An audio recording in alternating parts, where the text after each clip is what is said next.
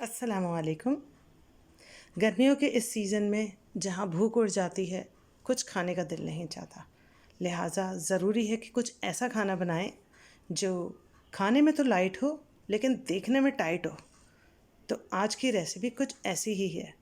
मैं हूँ आयशा खान और आप देख रहे हैं मेरा यूट्यूब चैनल खाने शाने।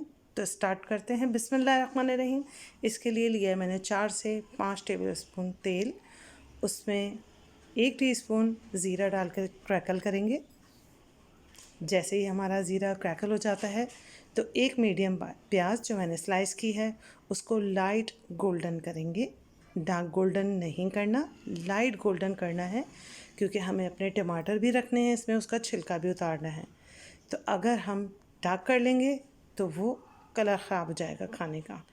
इसको थोड़ा सा पानी डाल के ढक के रखा है मैंने 3 से 4 मिनट, और उसके बाद छिलका उतार के उसे मैश कर लिया है।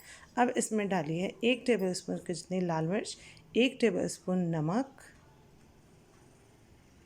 1 टेबल स्पून भर के धनिया पाउडर और 1 टीस्पून जाएगी इसमें हल्दी, कलर अच्छा सा आए, और 1 टेबल स्पून भर के जिंजर गार्लिक पेस्ट।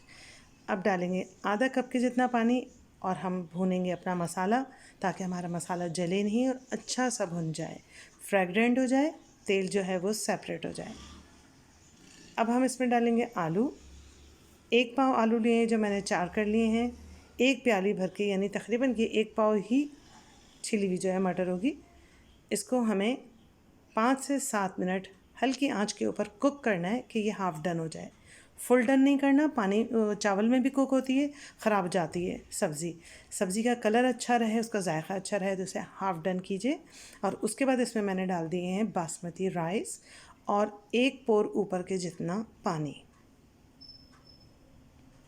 इसको अच्छे तरीके से चमचा चला के मिक्स कर दीजिए। 3 से 4 हरी मिर्चें डाल के मैंने इसे कवर कर दिया है।